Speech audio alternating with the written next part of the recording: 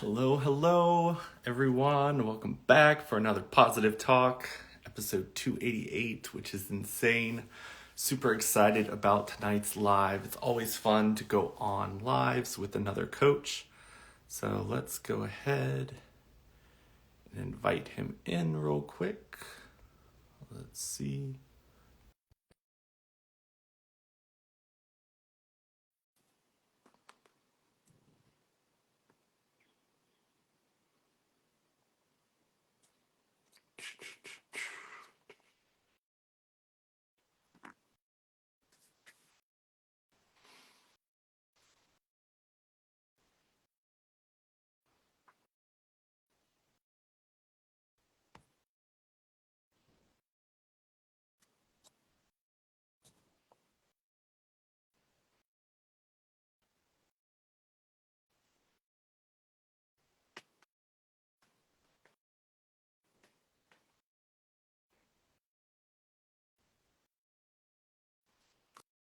Hopefully all of you have been having a good week so far. I know it's been a busy one for me. Let's see.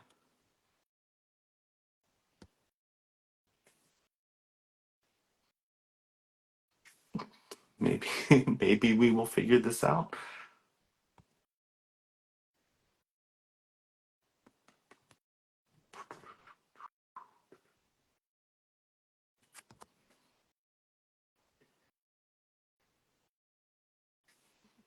I was also off from work today, but I had a full day of classes, so I I was definitely keeping myself busy. Plus, it was election day today here in the United States, so I got out and voted.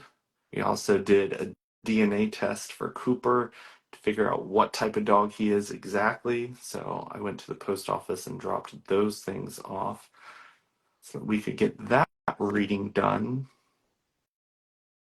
Let's see.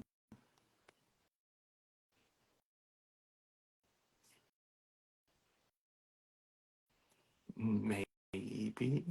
There we go.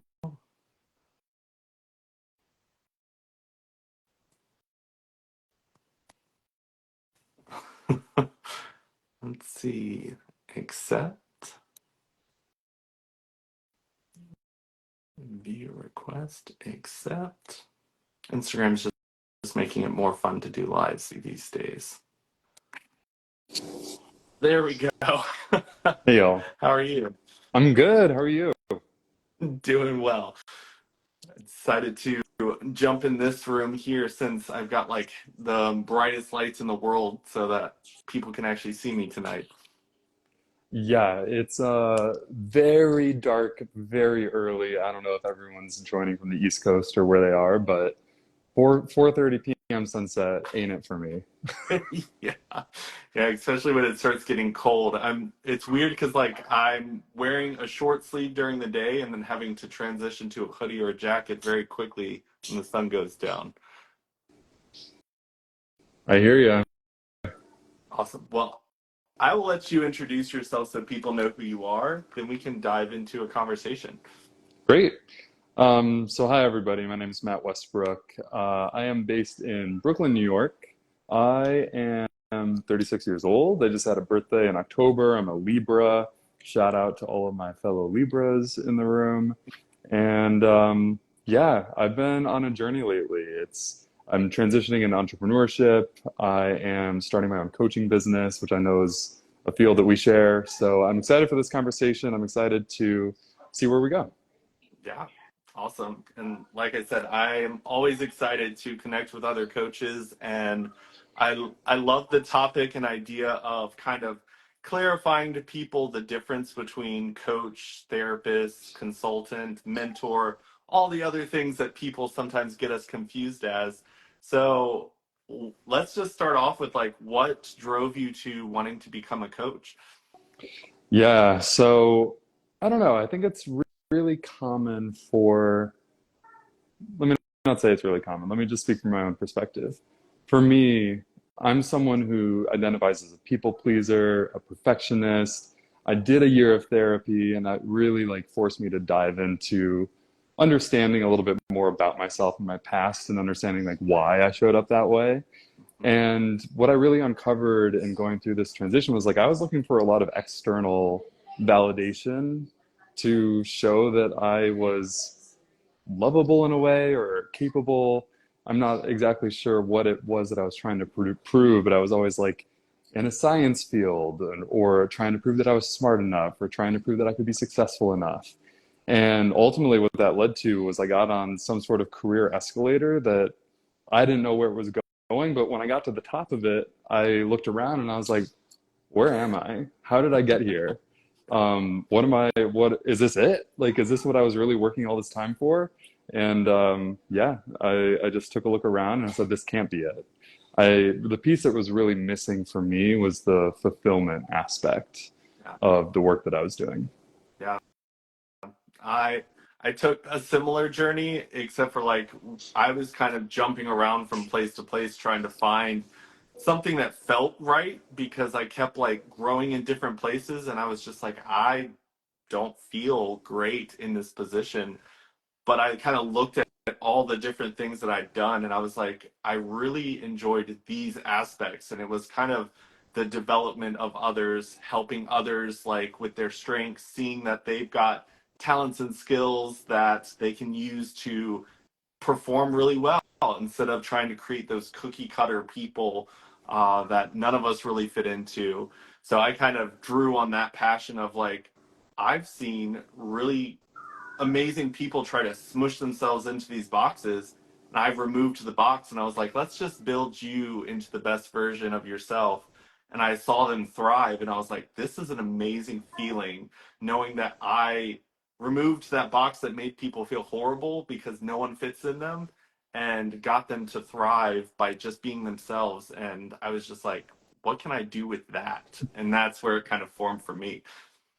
Totally. It's like we're 17, 18 years old and we're expected to like declare some sort of major. Like we're pre-med and then we go to med school and then you're a doctor and then it's like you have no idea what that work is actually going to be like. And I don't know about you, but I'm certainly not the same person at 36 that I was when I was 18 years old.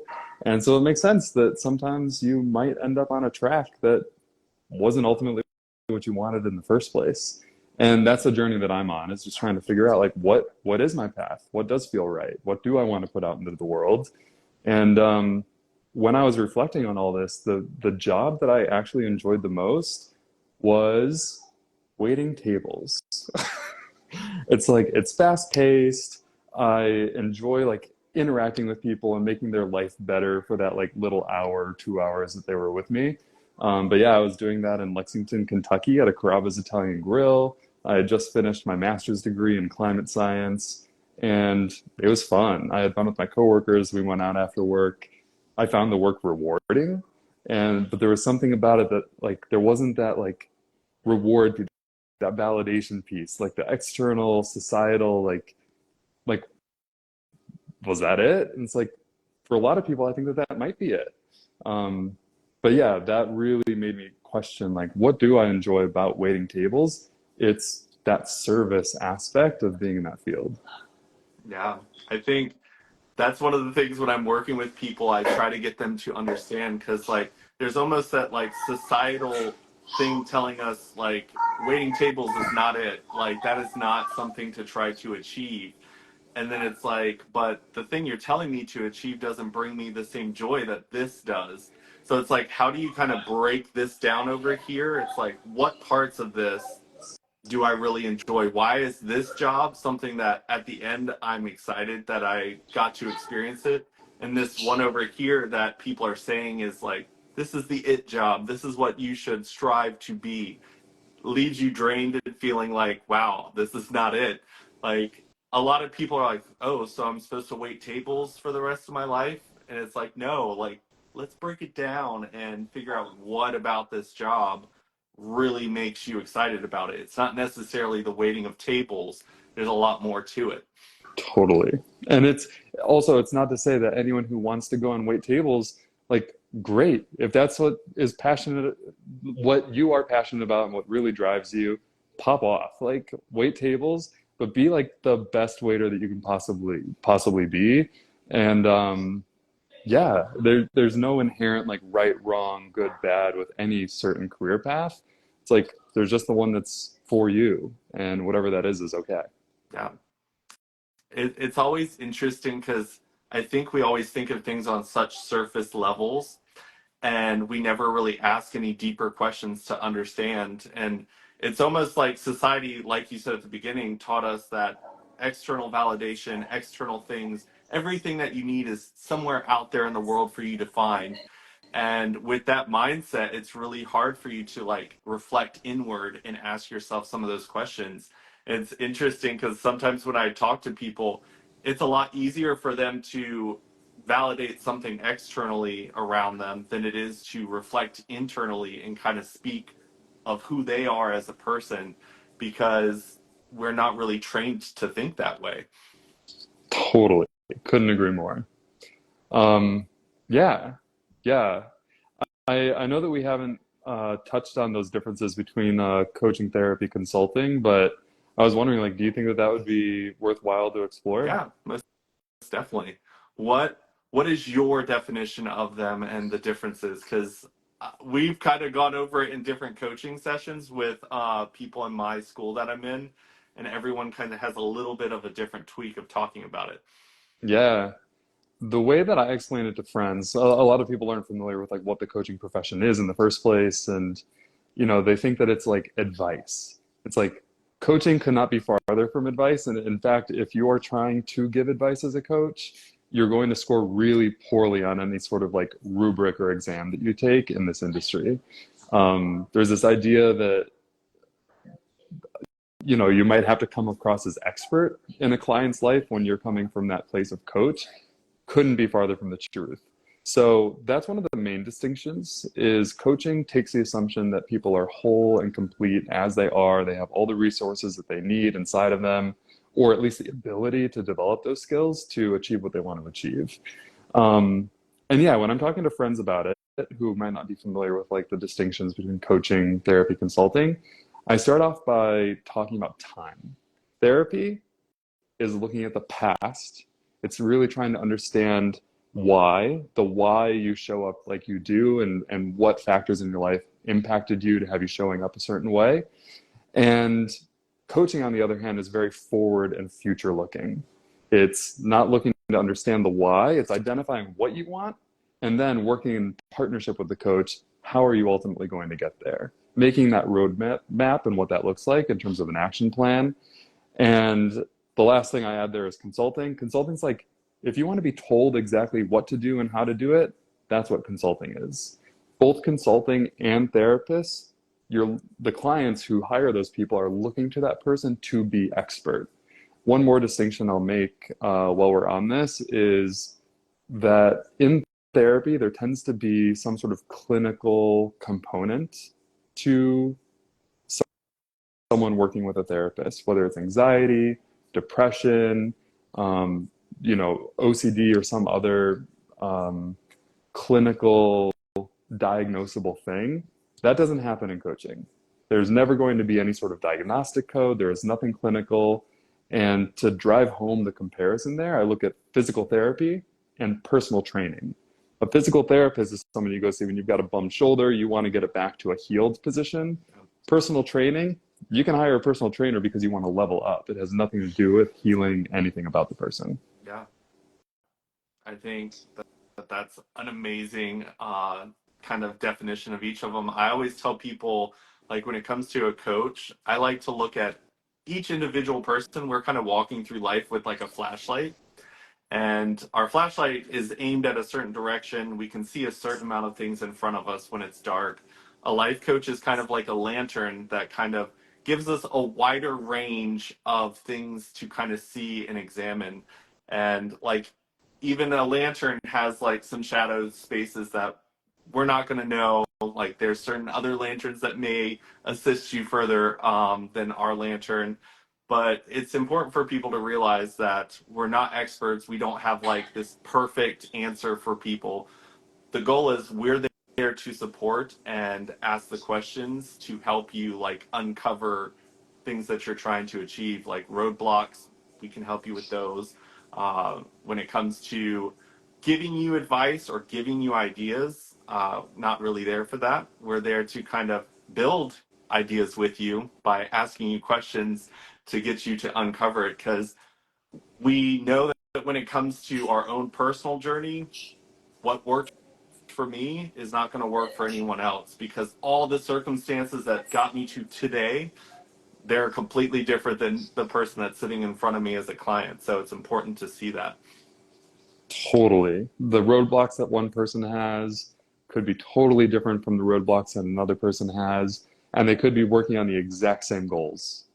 It Yep. is really the other interesting thing. I just got off of a coaching call review with one of the people in my cohort, and the thing that came up was like the client was working on creating like a film, and the coach has never been a filmmaker, but the that's almost a benefit to the client because it's like, I don't know how to make a film. How do you make a film? You can get the opportunity to get like really curious about the person in front of you and ask questions and look in places that a client might not think to look themselves. Yeah. It's funny because a lot of times when I'm working with clients, I'm learning new things as I go because it's almost like having them teach you what they're trying to solve. And you're just kind of sitting there throwing questions back to kind of get them to dig a little deeper and go further into what their like topic is. And it's always very interesting because I've spoken to people who are like, well, you're not a doctor, so how can you help a doctor like make their life better? A doctor can perform a surgery that I will never be able to perform. But when it comes to other things, maybe their work, they want to build better relationships with people in their life, whether it's family or loved ones or coworkers. That's something we can kind of examine, kind of walk through, and it's once again unique to every single person. It's not I've got the ultimate family package over here that I'm going to share with multiple people to kind of get them to their goal because everyone's goal is different. And one thing that I love to kind of help people with is getting them to define words because so often we just assume that everyone's words are the same. So, like, if we say the word love, what does that mean? Uh-oh, there we go. And then when it comes to other words, do we assume when someone else says it to us that it means the same thing? And a lot of times we're like, this does not align. The actions you're taking do not align with the words you just used. It could be just they've defined it very differently. Yeah, I love that you said that. It's like making sure that you're talking about the same thing in shared language is the starting point, right? Like you can't be having a productive conversation if I'm assuming that we're talking about love in one respect and we're talking what you mean is totally unrelated. Yeah.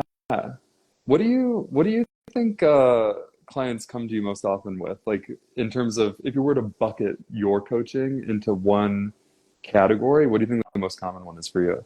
I think from my positive talks and the people who have just naturally found me through social media, it comes to confidence and empowerment. Uh, my major focus has always been leadership. And for me personally, I think everyone in the world holds a leadership role somewhere in life. We all play different roles in different areas of our lives. But I think that when we can empower ourselves and realize, like, in certain scenarios, we are a leader and we have to have confidence and courage to play that role. So most people come to me and ask about confidence and how they can kind of overcome that limiting mindset that they have about what they're capable of. Yeah, that's such a common one. And it all really comes back to like mindset that people have about something. And I posted something recently on my story. It's a quote. I forget the name of the guy who, oh, Adam Grant was the one who put it up there. Um, but I think it was something to the tune of like a lot of people wait until they're confident before they feel comfortable taking an action. It's like, babe, you've got it backwards. Like confidence comes from doing the thing and being in action, and then over time the confidence is going to build. But at a certain point you just have to like rip the band-aid off, do the courageous thing and take that action, and over time you're going to feel more and more confident. I think a lot of times too people are coming to coaches to do something that they've never done before. And so, of course, you're going to feel like there's a little bit of like, well, what if it doesn't work out? What if I fail? It's like, well, what if it does? What if it like far and beyond exceeds any of your wildest expectations that you might have had for yourself? Let's get into that space. Let's create some more possibility in your life. Yeah.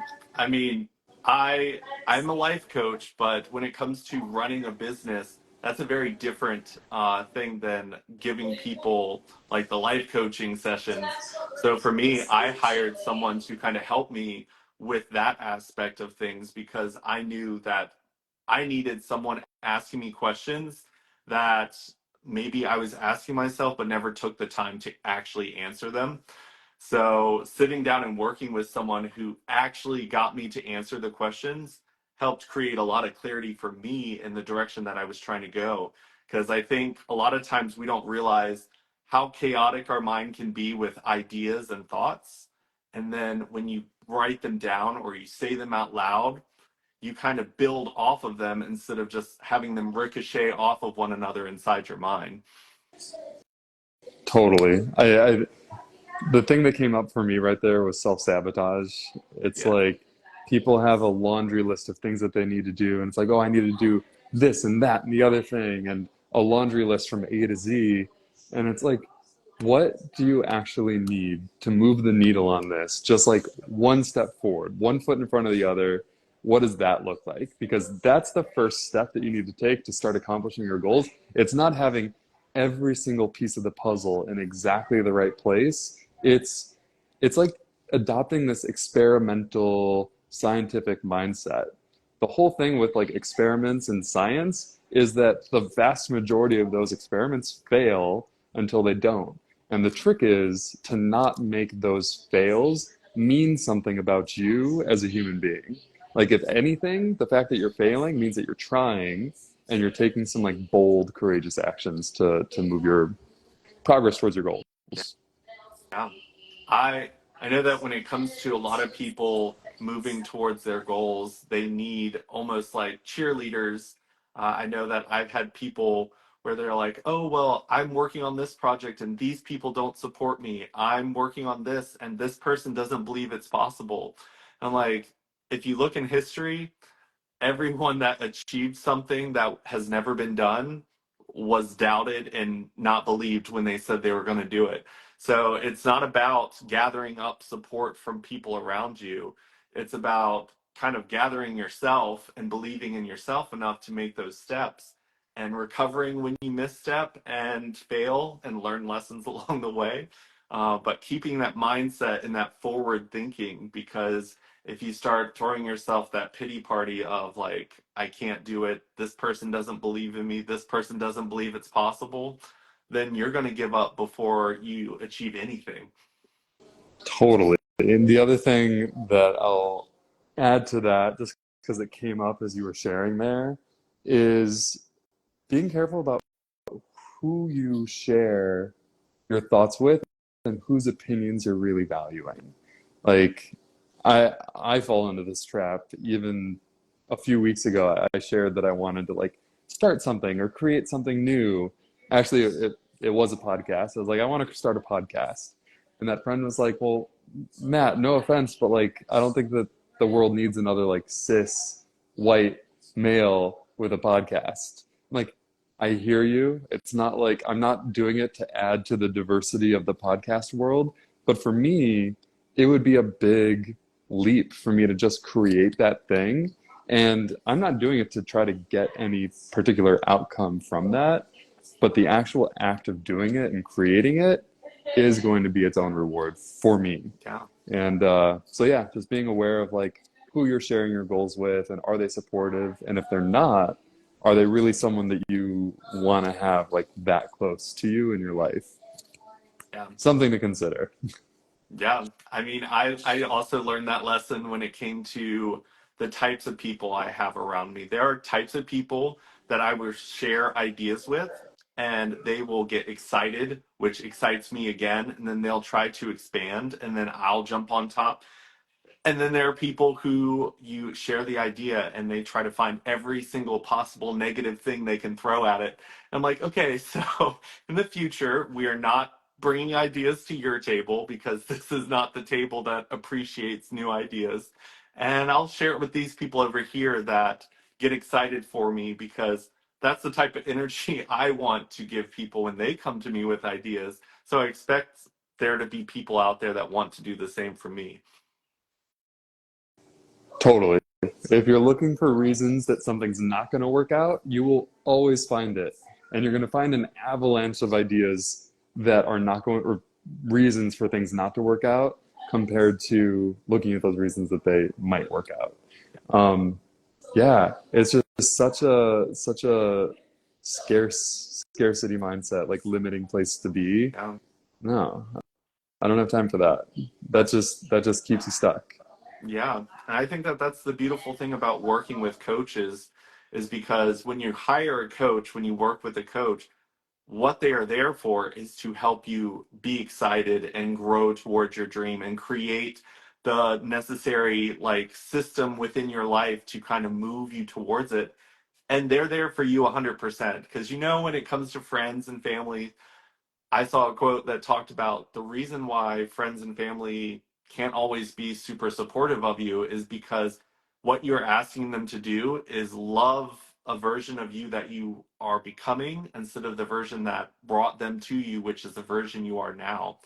And not everyone is ready to see you shed that skin and become a new person because they're thinking of all the things that will exist. I know that I've had conversations where people are like, I'm afraid that if you do this and become really big and make lots of money, that you won't have time for me anymore. So like their excitement level wasn't where I wanted it to be when I said, "Hey, I've got this new amazing idea. It's like this huge thing and I think it's going to be great." And they're like, "Oh yeah." And I'm like, "Come on, why aren't you excited?" And it's because they're afraid that the person that they love, that they are connected to, is going to grow away from them. So working with a coach is someone who wants to see you grow. Not saying friends and family can't do that, but just be aware that sometimes that's where your mindset, they're not wanting you to fail, they just don't want you to grow away from them. There's the growing away piece, which I think is definitely valid, and some people might encounter that. I think that especially with like parents when we're growing up, like if you've got a kid and they say that they want to be an actor, they want to be a singer, they want to be on Broadway, it's like there's a part of that parental drive to keep their kids safe. And they're like, so yeah, if your parent never thought that it was possible for them to do that thing, then they're like, no, you should do this other thing, like be a lawyer or be an accountant or be something that has a clear trajectory towards success because it's like more likely to happen. And just numbers wise, I think it's true. I think it is more likely to happen. But yeah, people projecting their own insecurities about what may or may not be possible isn't really in service of that person. And I think it tends to result in people being in places that they didn't really want to be in the first place. Yeah. I mean, my family told me I could be a doctor, a lawyer, or an architect. So I went to school for architecture. And when I brought the idea of wanting to be a coach up, they were definitely not thrilled. The words that they said were definitely a little disheartening when I heard them. Like I wanted them to hear that I finally found my passion, something that like made me excited when I talked about it. And their response was just like, how many of those people actually are successful? Like, I don't really know any coaches. I have a grandfather who was a heart and lung surgeon at a hospital, and so they retired in a really nice community of people that made money to live there. And my grandmother was like, I don't know any coaches that live there, so they couldn't be successful enough to live where doctors and lawyers live. And I was just like, well, just because you don't know one doesn't mean that I can't become one. So you just have to be really careful with that, though. You know what? To go off that, it's like, who knew that the jobs that would be available to us when we got to be our age, people in their 20s, 30s, 40s, whatever, who knew that it was going to be like product designer, user experience strategist, or I was working as an account executive. I didn't even know what a friggin' account executive was until like 8 years ago, like until I started working in software. It's like, yeah, the jobs that we thought would be available to us when we were growing up aren't the jobs that are available to us anymore. And I think we're going through another big pivot and transition period with ChatGPT and AI revolutionizing the jobs that are available to us. The jobs that are there now aren't going to be there in 10 years. Yeah. What jobs I think are going to be there in 10 years are the ones that are people focused, people helping people, because there's that certain like emotional nuance to the work that we do that is much more difficult to replicate when you're a computer program. Yeah.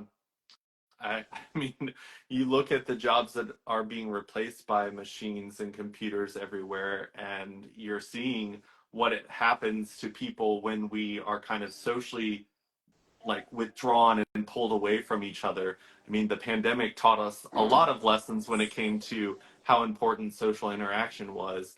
Like, I'm an introverted extrovert, whatever you want to say, but like I didn't go out of my way to be surrounded by people, but being in an office where I could just see another person versus sitting in my bedroom where I'm by myself and the only interaction I had was through video chat, and it was only intentional video chats. It wasn't like looking over and saying, "Oh, hey, how are you doing?" I started to realize that the small little interactions I had, whether it was someone waving to me at the grocery store or just interacting and seeing a person in the office with me, that was actually really important, and it was filling my cup. When we took that away, I realized that I needed a lot more interaction than I was getting. So I kind of started filling it in with calling more people and trying to interact during the pandemic to kind of fill that cup again. I hear you. Filling, do you know what? Filling the cup is something that I've been talking about a lot in the past few weeks, and I don't know that I know how to do that. Like, I'm not even being like facetious. I really don't think that I know how. It's always been striving or working hard, or when I go on vacations, it's like Fire Island or Provincetown, or I just had a bunch of friends who were in Palm Springs Pride. It's like they're coming back husks of human beings. It's like that's not a relaxing vacation that's filling the cup. And I don't know. It's like even now, there's still something for me to explore here. It's like what actually fills my cup? What's sustainable? How much rest do I need? What's my balance between like work and play and rest? I don't know the answer. I really don't. Like, have you identified anything about like the distinctions between like something that's relaxing? Really, here's a question. For me, those trips to Fire Island and Provincetown, those were escapes. I was looking to escape from my current reality, have more fun, see and be seen, and then I would come back more tired than when I left. So it's like the difference between escaping and relaxation. Does that does that make any Yeah. sense? I mean, when it came to people having conversations with me about that, I was definitely lost for a long time, and I think I'm still learning. But I did a positive talk with someone who said he no longer like seeks out like happiness or relaxation. Like he seeks out like serenity, like just the simple little moments. And he kind of explained it like him talking to his daughter, like between when he's taking her from the house to school, he finds beauty in that moment and like really draws from that energy. And then he kind of talks to his different friends, and they're like, what's a beautiful moment that you had in life? Because I think we're so trained to see like the future or what the current moment will do for us, like social status wise, or performing for our friends. Like, did I make my friends laugh? Did I do this? And we're so focused on creating an impact around us that we forget to like absorb the environment into like a moment for us to enjoy. And like after he said that, then I was like, oh, I've got lots of those moments, but I never gave them credit or like really allowed them to give me the peace of mind that they should. Like getting to lay on the couch with my boyfriend after a long day and just lay there and just kind of joke around and just laugh. That is something that if it were to disappear and not be there anymore, I would miss it a lot. So it's kind of taking those moments of like, what if this wasn't here anymore? What does it mean? And like really allowing yourself to feel that and enjoy it while it is here because nothing's promised to be there tomorrow. Yeah, there's a lot to be said about appreciating the little things.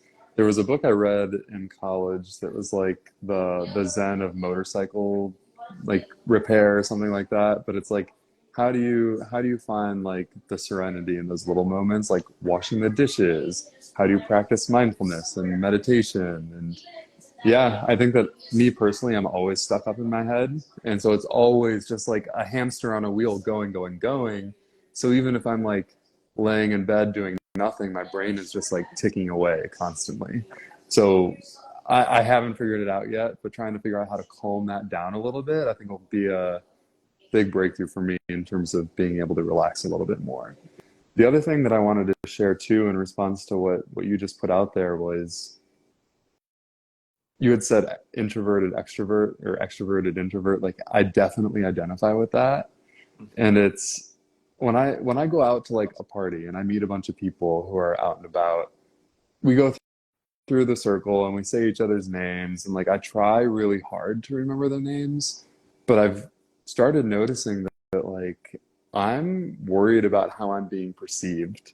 It's like I'm so worried about how I'm being perceived that I forget to get interested in the other person.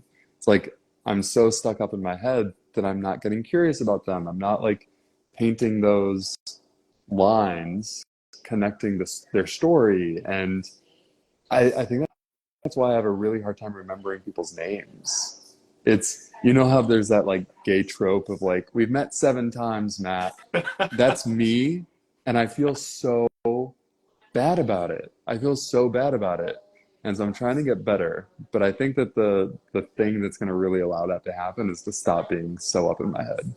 Yeah, my friend Shelly, we were out once at a bowling alley, and she waited until the person that I brought along with me went to the bathroom and asked what his name was because she'd embarrassed me multiple times where she's like, "Oh, introduce me to your friend," and like the name just disappeared out the back of my head, and she's like, "So what's his name?" Because she didn't want to do it again, but yeah, when it comes to meeting people and remembering names, it was really hard for me. And it's definitely, I can remember stories. Like if someone tells me a story and they show up again, I'm like, yeah, you're the person that's got the daughter that went to college and she's studying medicine. I remember that. But your name, I do not remember. Yeah, I mean, I don't even know that I have that excuse. It's like I don't remember anything. It's like there are a lot of people that I'll just meet again and again, and they're like, it doesn't feel good. Like I've been on the receiving end of that.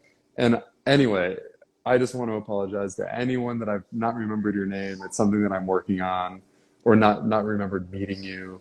It's nothing to do with you. It's everything to do with me and just being all up in my own head. Yeah. I'm working on it. And like if you think about it, like give lots of people grace in that aspect because most of us live in our head. And a lot of times when it comes to the reactions people have around us, it's more of their head than anything to do with us. So I definitely had to apologize to people where it's just like, I'm sorry, like that week I was in it. Like I had people reach out to me and they're like, we've had conversations. And I'm like, I'm sorry. I was probably being very polite, but while speaking to you, I probably had a million things up here going on, and it's definitely not anything to take offense to. Yeah. Yeah, it's tough not to. Being on the receiving end of being forgotten, it's like, oh, am I really not that memorable? I don't know. Yeah, But I mean, it's good to be aware of it. I think that that's like the first step is like becoming aware that it is something that you can work on, because I think most people remain unaware to things until, I mean, I was very grateful that my friends started making me more aware of how I am when I'm around them. Like one of my friends called me straight out about how unresponsive I was because I was always on my phone. So like I had to make sure, like every time I was around her, I was like, phone does not come out of pocket. Make sure that I'm aware of everything she says.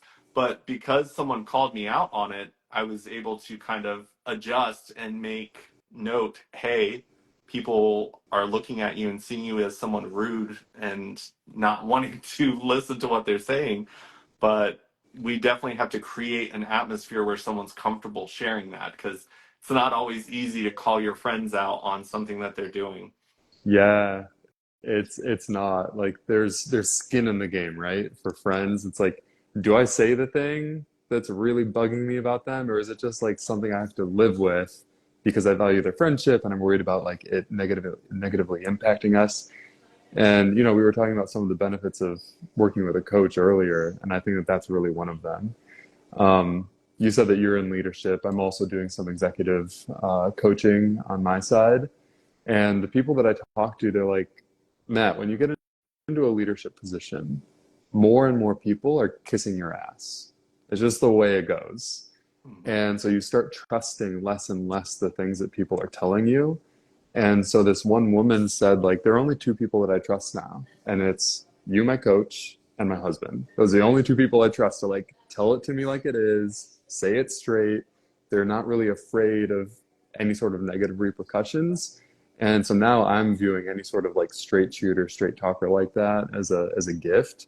And just being really aware to like not make it to mean anything about me in particular, but also something to be aware of so that I can work on it and make people feel more comfortable and more safe in my presence. Yeah. I mean, I had several different corporate jobs where there were situations where I felt like I couldn't share my thoughts and issues with the company. And then I had the company that my last company I worked for, before I started doing my own coaching stuff, where I had someone above me that made it so comfortable for us to share, hey, like this is not a good feeling. People below us feel this way. And we created such a space where I didn't feel intimidated at all to be like, I don't think that's going to sit well. I was just so open, and I realized that that created a safety net for me. And then when I moved on to other things, I still felt that confidence and safety, even though those people were no longer in my like groups that I was participating in. But I was just like, why go back to feeling like I have to keep things to myself? I'd rather be like, hey, this is not working than sit there and torture myself and do stuff that I know don't align with productivity or getting towards the goal I'm trying to achieve. Totally. I think that there's so much to be said for psychological safety. Um, and the other word that came up for me when I was listening was resentment. It's like if you don't address the things that are really bugging you, resentment is going to build and build and build over time. So it's like, okay, so on one hand, you might be afraid of sharing this thing, whether it's with a friend, with a family member, with a coworker, with a spouse or boyfriend, partner. Okay, I'm afraid of sharing it because I'm afraid of it damaging the relationship. And then on the other hand, you're damaging the relationship anyway by not addressing this thing that is clearly affecting you, right? Yeah. And so it's getting brave, having a tough conversation.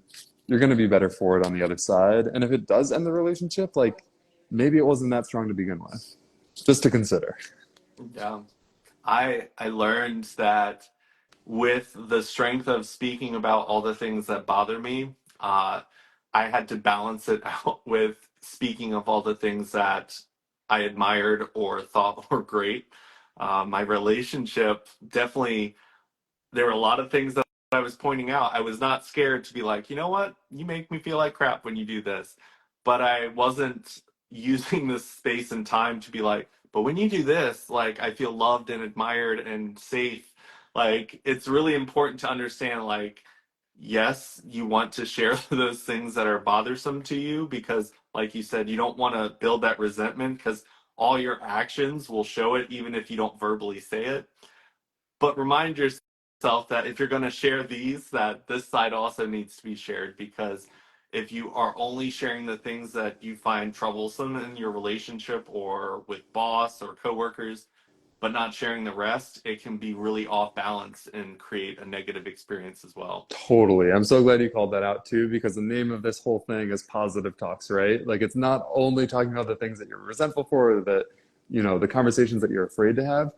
It's such a good point. People are stingy with their compliments. People are stingy with their acknowledgments of like the positive ways that your friends make you feel or your family makes you feel. And there's a lot of healing is the word that's coming to mind. Like a lot of healing that I think could be spread just by acknowledging those things in others that make us feel good. Like, when's the last time that you had someone say that to you? I get it all the time now because I hired a coach and like they really reflect back the areas that you can work on in a non-judgmental way, and they're very generous with like the acknowledgments. It's like you're lacking confidence because you're really hard on yourself. Like these are all the amazing things that I've seen just in this 1 hour call. Like let's at least acknowledge that those things are also present. Yeah. And my coaches have definitely dropped those on me as well. And like, I get all teary eyed sometimes because I'm sitting there with so many negative things that I'm saying about myself. And like, there's a part of me, I'm like, I believe I am a good person. I believe I'm doing good work, but there's so much like other words going around that having someone sitting directly in front of you and praising you and pointing out like you're doing an amazing job, like you're not your failures, you are all the successes as well, like it can be pretty intense. And I think too often we forget how powerful our words are as an individual. Like giving it to random strangers, it doesn't cost a lot of energy to give someone a compliment or remind them that something they've done has like brought joy to you. And it's just like really nice to kind of take that time and do that. I know that for me, I went through a challenge where I had to give compliments on a regular basis. And I Had was to? just like, yeah, it was part of the challenge. And I Ugh. was just like, ooh, that's going to be hard. And then I started doing it. And I was like, oh my gosh, this is like the most fun because like I get to go out and tell people what I think of them in a positive way and watch them walk away with a smile, to the point where even after the challenge was done, I was like, I'm going to just keep doing this because I think that this is something that spreads a better energy into the world. And now this person gets to walk away with a smile that they get to share with the next person they encounter. Yeah, it's not even to provide it like lip service. It's not just complimenting for the sake of complimenting. You really have to like mean it. I Yeah. think that it comes through in the way that you're being about the compliment. Um, but yeah, if it's heartfelt, if it's genuine, people want to hear it. And what I found too is people are almost uncomfortable receiving those types of compliments because it's getting to be less common. Yeah.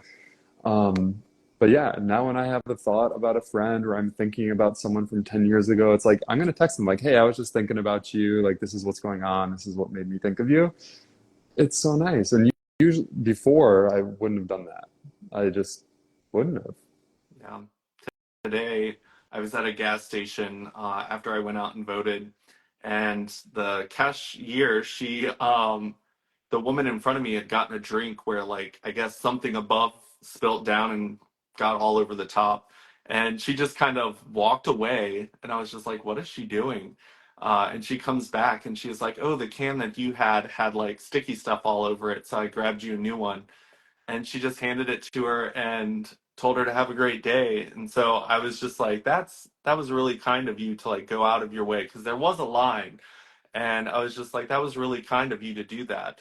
And she kind of was very awkward with the compliment, but I just wanted her to know that like I saw that as something she brought to the table that day, that other people would have just been like, here's your soda with the sticky stuff all over it that you probably wouldn't want to stick near your lips. But I was just like, she people in those positions, I think, too often get treated like they're just existent, they're not human, they don't have feelings, because they're so fast paced there. And I mean, we've gotten to the point where there's self checkout to where we can even avoid them at all costs. But I think someone was on my positive talk that said, go out of your way to interact with people. Don't rob yourself and them of an interaction, because they're coming few and far between these days. Yeah, yeah. I I try to make those connections now all over the place. Like I've got a Trader Joe's by me. That's my main grocery store. Um, yeah, when I go through the checkout line, like I actually try to have a conversation with that person now, whereas before I wouldn't have. Um, I remember on Halloween, I just remember like, any good costumes come through here? Like Yeah, it's just fun. Like it's fun for me. It's fun for them. Like let's let's just have a little bit more fun. yeah. And I mean, we all have the ability to do that. I know that some of us have social anxieties when it comes to that. I learned that I can do stuff like this. I can host my own spaces. I can stand in front of large groups of people. But I was looking at joining some like small business groups here in the city I live in, and the anxiety that came up inside of me, it was just like insane. Like I was terrified of the idea of stepping into a space where I knew no one. I was like, what should I wear? Like, should I bring business cards? Am I supposed to do this? And I freaked myself out of all the things that I thought of, that I ended up not going. And I was like, afterwards, I was like, why did you do that? Like, that would have been a great opportunity to make connections. That's what you said you wanted to do. And it's just interesting when like you're in a position of control or power, it's a lot less scary. But to step into someone else's circle and allow them to kind of be the leader in that space, I wasn't comfortable with it. And that's something that I'm working on now, because I can do virtual stuff, but the in-person thing is a little different. Like the anxieties came up in me that I didn't know existed until I tried to do it. Yeah. Yeah, there are a lot of people who wouldn't be comfortable doing an Instagram live like you are right now, but that's in your wheelhouse, might be Yeah. outside someone else's. Um, yeah, but what a great way to like practice. Like if you are someone that has social anxiety, like there's no stakes for you to ask a question of the Starbucks barista. Like practice it. If it's something that you, and it's not even to say that it has to be improved. I don't want to put it into like this right wrong context. Yeah. But yeah, if you want to be more outgoing, try, practice. Yeah. I mean, it's just like all those videos where like they practice what they're gonna say over and over and over again, and then the time comes and they like flip all the words around. It's like, Oh my yeah, God. I totally feel that. I've been there. I used to be really, really afraid of public speaking, like terrified. You know how in class you would read like a paragraph and then it would be the person at the desk behind you and you just kind of like snake your way through the class reading the paragraph? I would start sweating. I would like sweat when it was coming to me because I would be so worried about being embarrassed for mispronouncing a word or stuttering or whatever. And of course, that increases the likelihood that I'm going to mispronounce a word or stutter or whatever when I'm up in my head because I'm thinking about two things simultaneously. But that's what I did in my high school speech class. I memorized my speech. I did the exact thing that they told us not to do because I thought it would make me feel more confident. And then when I missed one word in the memorized speech, the rest was out the window. Spiraled so hard down. It was insane. It was insane. Yeah. It It's very interesting because I learned to not like be publicly embarrassed when I was giving speeches by speaking about something I was actually passionate about.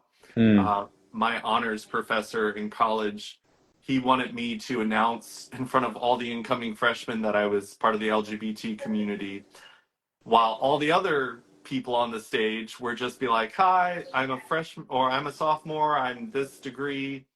That's it. And he was like, I want you to share that you're part of the queer community because there are going to be freshmen that need someone to connect with, mm, people who are still struggling, and I want you to be a role model for them. And when I got up there and started talking about that, and then people started asking questions later on in large crowds, and I was just like, yeah, let's talk about it, because I saw value in what I was doing, and it wasn't something I had to memorize, and it just kind of disappeared in that sense. And I was just like, I'm grateful for my advisor who did that, because God knows how long I would have held on to that belief that I couldn't do public speaking if he hadn't have done that for me.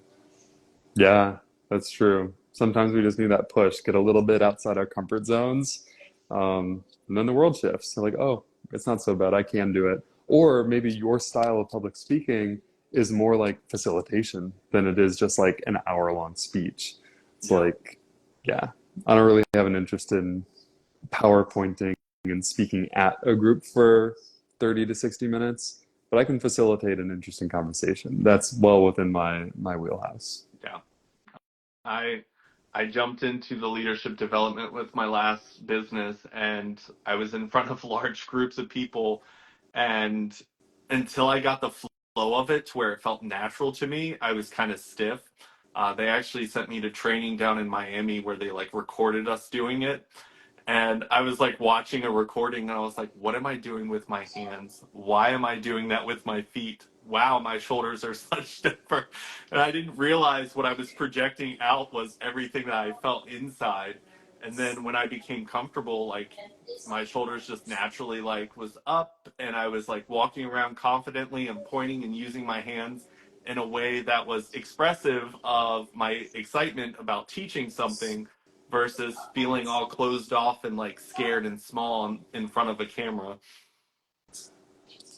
What's do you have anything that's on your like uncomfortable list, something that you would like to get better at that you're not good at right now? Mm.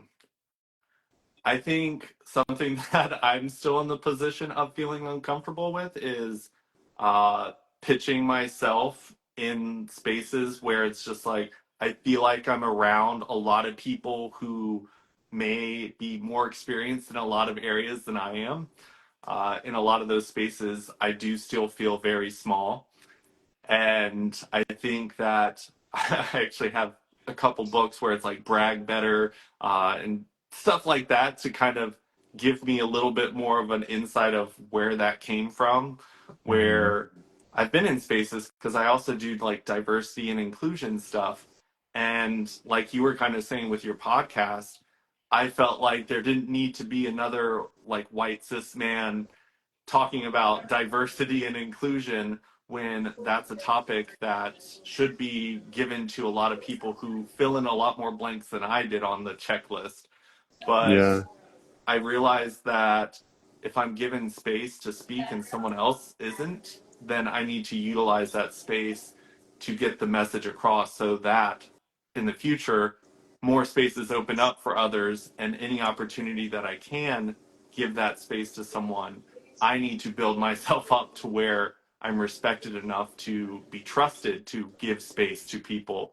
So it's definitely a very interesting space to be in, but it's definitely something where I'm learning to kind of take up more space in those types of rooms, because I definitely shrink myself when I feel like maybe I'm not the smartest person in the room at the moment. Yeah. It's helpful for me to just realize like it's not even about being smarter or less smart than someone else, but it's like we each have unique characteristics, right? Like me delivering a message is going to be different from someone else delivering a message. and one is not inherently better or worse than another. Um, yeah, I hear what you're saying. It is nuanced, Yeah. and just generally, comparison is the thief of joy. I just try not to do it whenever I can. Yep. My my coach that I'm working with for marketing right now actually gave me the task of hosting my own positive talk by myself without a guest, because when it came to my belief system, I was like, well, I bring a lot of phenomenal people onto my show, and that's why people keep coming back and really love the content I make. And she was like, let's erase that and realize that you you are part of 100% of every episode. So people are coming for what you have created and what you've brought to the table. And so there's a positive talk coming up where it's just going to be me. I used to make a lot of YouTube videos, and when I fell into the positive talks, I just enjoyed this so much more. But I think I lost a little bit of my level of importance to the world because I'm naturally, and I will even come up with an idea and say, "Oh, I remember hearing someone say this once, and it was actually my thought, but I was so insecure about taking credit for it because I thought that for it to be valuable, it had to be said by someone more important than me. So I've been kind of working on navigating, like taking credit for my ideas instead of creating a magical person that might have said it, and just kind of owning myself again because it's important. Yeah, what an interesting reflection. I think that's a great exercise. Yeah. What about you? Where's your area of working since we're getting close to the end of the hour now?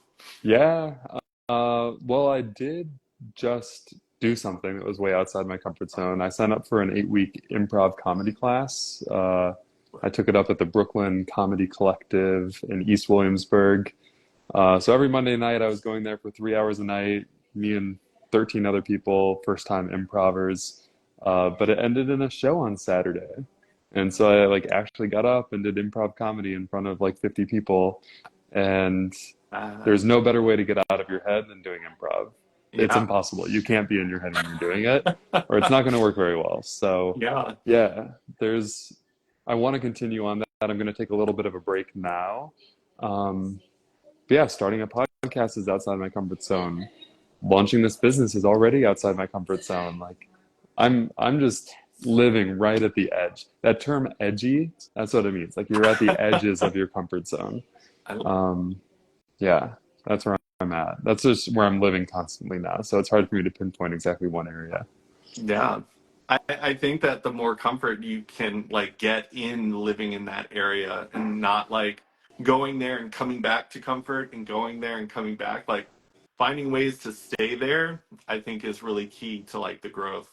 Comfort and discomfort, absolutely. Yeah, that's where I want to live. I think that's where growth happens. And yeah, I'm excited to see where it goes. Awesome. Well, we're getting close to the end of the hour, so I just want to open it up to you for anything that we can do to help support you towards your goals that you have for yourself, as well as all the places that we can kind of find and support you. You know, it's interesting. We were talking about like the problems some people have with like accepting compliments. Sometimes that feels weird to us. I'm also finding that people have a hard time being helped. And so the way that people can help me is let me help you. I genuinely just want to be helpful and meet interesting people. So I've been putting on my calendar like 15 to 30-minute talks to get to know people. What are you working on? What are your challenges? If there is a big project and I feel like there's an area that where I can help, it's like we can set up a subsequent call to like look at what that might be. But yeah, I just want to be helpful. Just like be open, slip into my DMs, like send me a message, say hi. That would mean the world to me. I love that. Yeah. I've found when I've asked for help, like people come pouring in, but then when I'm like, "Hey, I'm here to help," it's not easy for people to do because it's a lot easier for us to say, "Hey, I can help you," than open up of the things that we need help with. So that's a beautiful thing, and I love what you're doing with that. Thanks.